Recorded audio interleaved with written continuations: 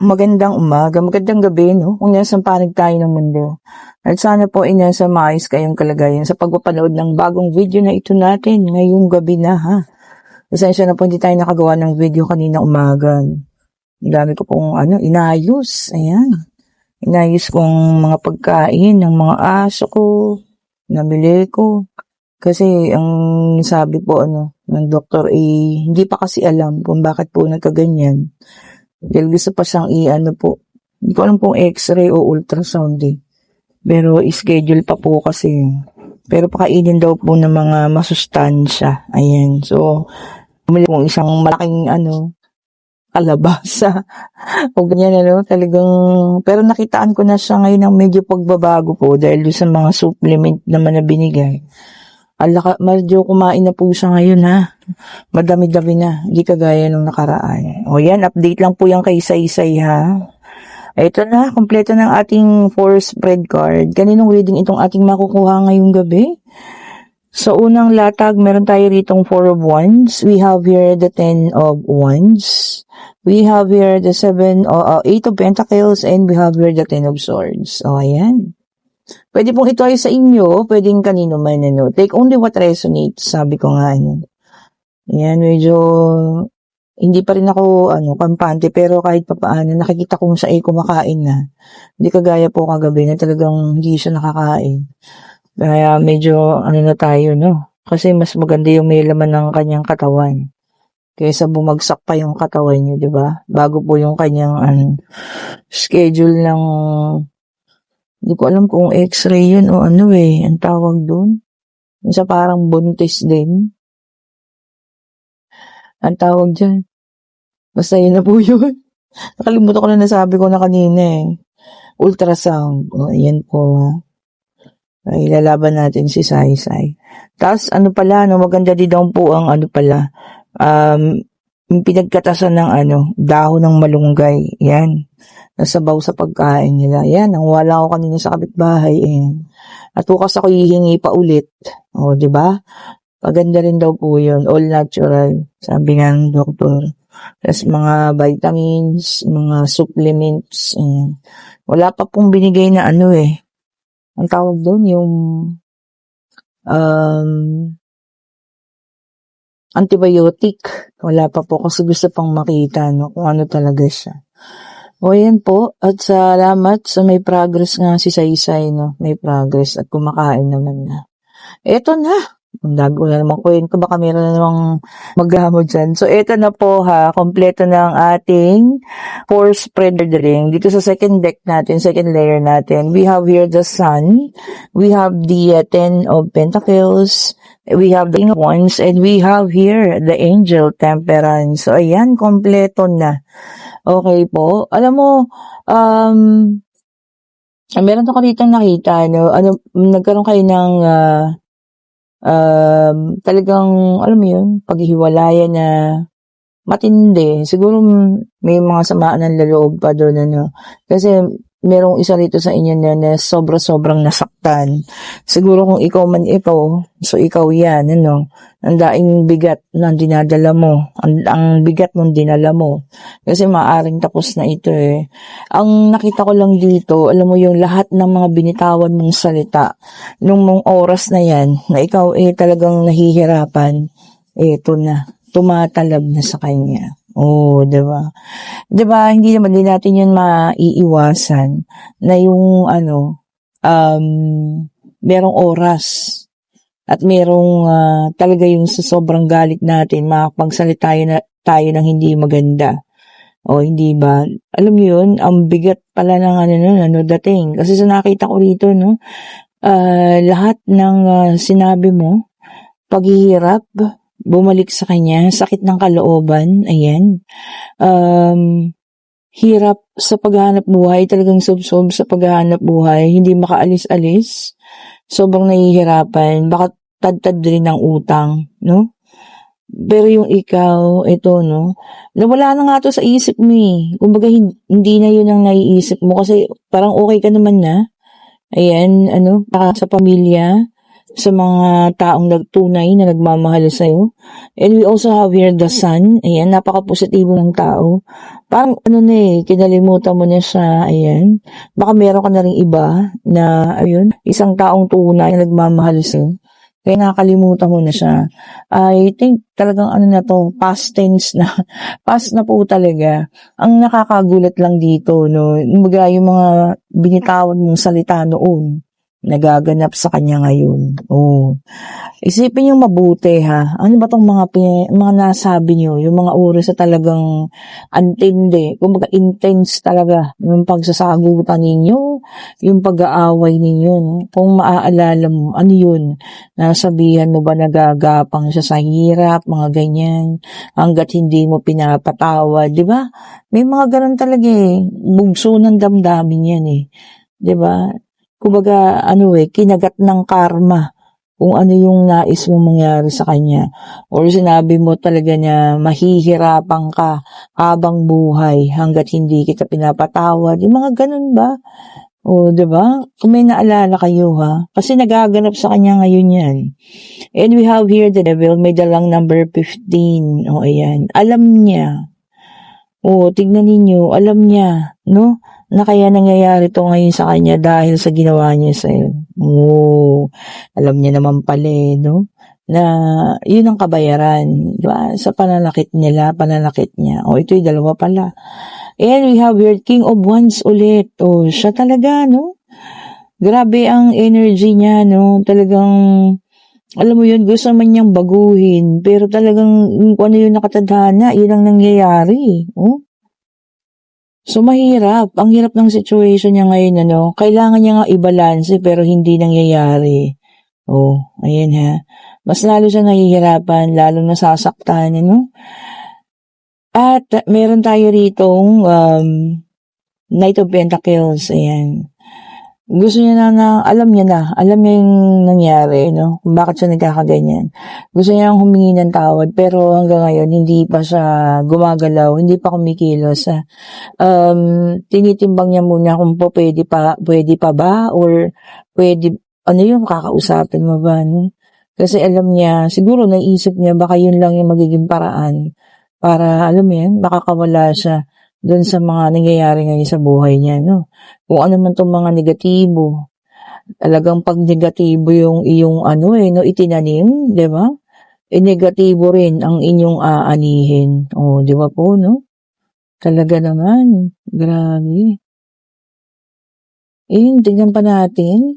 And we have here the Two of Pentacles. Talagang dapat i-balance, Tapos, maging open daw sa mga possibility. Tama naman, Ikaw, nasa sayo, di ba?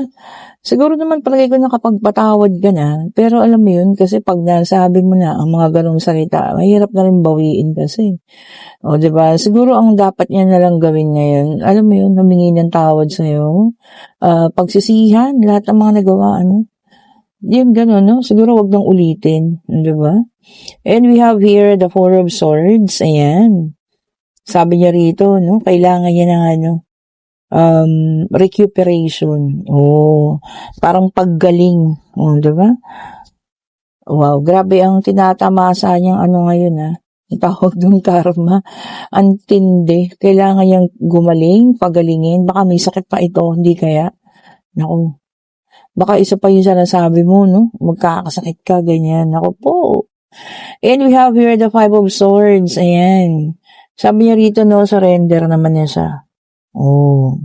Alam niya naman, karma yun. Kung ano man yung nangyayari ngayon, karma sa kanya yun. Oh. Siguro taon lang na kung ano yung nabanggit mo na sabi mong salita, yun ang nagaganap sa kanya ngayon. And we have here the Ace of Pentacles. Ayan. Ito ikaw, inaayos mo ang iyong business, sabi niya rito, Meron kang bagong inaayos na business, kung ano man ito, Hindi naman kailangan kalakihan, pero yun talagang kikita ka naman, bakit naman hindi? Di po ba? Umayos, inaayos ang buhay, Kaya siguro wala ka na rin panahon.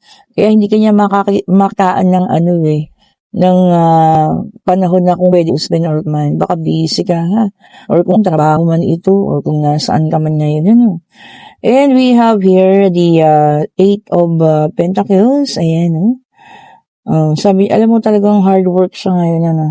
2 beses lumabas. Sobra-sobra yung pag-aano niya sa trabaho. Malaki ata ang pangangailangan niya.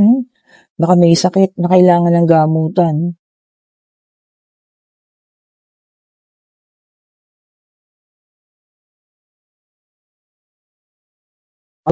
Diba? Sabi ko nga, marahil tapos na yun para sa'yo kasi iba na yung takbo ng isip mo ngayon. Iba na rin yung takbo ng buhay mo. Kung ganyan na nangyayari sa kanya, ikaw po, kung kaya mong tumulong, diba?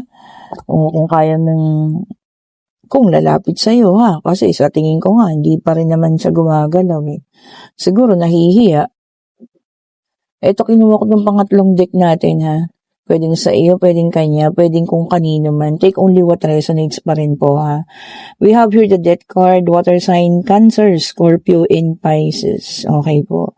Sabi niya rito, naka-stagnant ka. Ayan. Stagnation din. Ayaw umalis sa mga nakaraan. Nandun ka lang. Yun ang mahirap. Na-stagnant ka na, Pagka mga ganito, na kailangan lang iwasan or iwanan nyo na po ha. Hindi natin kinakailangang maging tawag dyan, manatili sa mga bagay na sobra-sobrang nagpapahirap sa inyo. Diba? And we also have here 3 of Swords, air sign, Gemini, Libra, and Aquarius na naka-reverse. Ay, ito talagang na recovery and moving on. Ito naman, umaalis na talaga din sa sitwasyon. Maaring nagkaroon ng breakup ng mga nakararaan, pero ito na, binabangon yung sarili, which is good. Yun po ang dapat, ibangon mo sarili mo. Wala namang ibang gagawa niya, kundi ikaw lang po Diba? Hindi mo naman kinakailangan na, alam mo yun, magpakita mo pa na napakatatag mo. Pero alam mo yun, stand up in silence, sabi nga, katahimikan. Kasi katahimikan din yung parang magiging nila curiosity nila. Ano nangyayari sa taong ito? Bakit tahimik? Pero hindi nila alam, di ba? Binabangon mo na yung sarili mo. Di ba? And we have here the Hermit, Earth sign, Taurus, Virgo, and Capricorn. Loneliness, kalungkutan. Meron tao ngayon binabalot ng kalungkutan. Bakit po? Ano bang nangyari? Baka kailangan nyo ng kausap, kausapin yung mga close friends ninyo, yung makakaintindi kung ano man yung gusto nyong ilabas. Okay po? Para alam nyo yung gumaang-gaang ang pakiramdam. We have here the 5 of Pentacles, Earth sign ulit. So ano pa yung wala? Meron tayong water, air, that's earth. So si fire pa yung wala. Naku, ito nakakalungkot, financial loss. Malulugi. Meron namang iba malulugi or mawawalan. Ano ba yan? Ano ba ito? Baka isang trabahong ginawa niyo tapos hindi kayo babayaran. Yun ang mahirap. Di ba? Siyempre, pinagpaguran niyo yan. Kausapin Kausapin niyo kung sino dapat kausapin. Naulit. We also have here the 4 of Swords. Air sign ulit ito. Ayan. Yung iba naman sa inyo, kailangan na ng relaxation. Baka stress na 'di ba yung init, sobrang nakaka-stress. 'Di ba? Sobrang nakaka-stress ang init, grabe maghapon. Isa pa yata to sa naging cause ng kaya nagkaganito si Saisay, sobrang init kahit natutok na yung sa kanila, electric fan. Iba po kasi yung buga, mainit pa rin. And we have here the star, ayan, air sign naman ito, Ayan, ito sabi niya, good omen. Ganda nun, Kung anong iyong, di ba kagaya nung kanina sinabi ko, kung negativity ang itinanim mo, negativity rin ang makukuha mo. Ayan, sa good omen, pag positive naman ang itinanim mo, magandang bagay ang nagawa mo ng nakaraan, positive din ang paparating sa'yo, di ba? Ganda naman, ganda nun, So, eto na, tignan pa natin. Eto pa. Ayan. And we have here the King of Swords, air sign, na naka-reverse. Ayan. Sabi niya rito,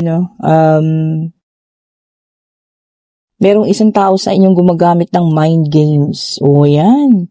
Yung bang nililito kayo. Sino ba to? Parang hindi niyo siya mabasa, no? Hindi niyo maano kung anong nais niyang sabihin. Iniiba niya lagi ang usapan, mga ganyan, ano? Kung sino man itong taong ito, ha? Meron siyang pinagtatakpan, o kung ano man yan, ano? Alamin po ninyo, ha? Baka mamaya gumagawa na ng hindi magandang, tungkol sa inyo, no? Tapos tinatakpan niya lang or nililito kayo para hindi niyo malaman. And we have here the Six of Cups, water sign naman ulit. Ayan, ha? Sabi niya rito, no, memories. Ayan, ang iba sa inyo, makakaalala ng mga past. O, diba? Baka merong mga bagay na magpapaalala sa inyo sa nakaraan, ha? O, wala namang masama. Yun lang, huwag tayong mabuhay sa nakaraan. Kinakailangan natin, mag-move forward po, ha? Kinakailangan nating kumilos. Kasi, mas maganda yung pasulong kaysa sa paurong. Diba? O, eto na. Pwede na kayong magtanong. Pag-ibig, pangyayari, financial. O, diba? O ano man yan, itanong na natin. Divine Universe, ano pong kasagutan sa kanilang katanungan po? Ayan ha. Ayun. Ito na po, lumipad-lipad pa. At ang kasagutan ay yes. O, kung nakikita nyo ha. And this is the Nine of Pentacles. Ayan. Sabi niya rito, no, o yung iba sa inyo, merong success sa financial ngayon. May rewards. Uy, ang ganda nun, Sahurin na natin, salamat. Ayan, salamat po sa mga ibibigay nila sa atin, Kung may reward man galing sa trabaho, ayan, sa maganda mong pagtatrabaho, may rewards, additional bonus man yan, O, diba? Sabihin para sa'yo yan, kasi pinaghihirapan mo, ginagandahan mo yung trabaho mo, O, ayan po ha, kung kayo nasa situational reading natin, alalahanin nyo kung meron kayong isang mga salitang nabanggit, mga panahon na yun. Siyempre, yan yung tawag dun, silakbo ng damdamin. So, nasabi. At ngayon nagkakatotoo. Palagi ko naman napatawad yun na yun.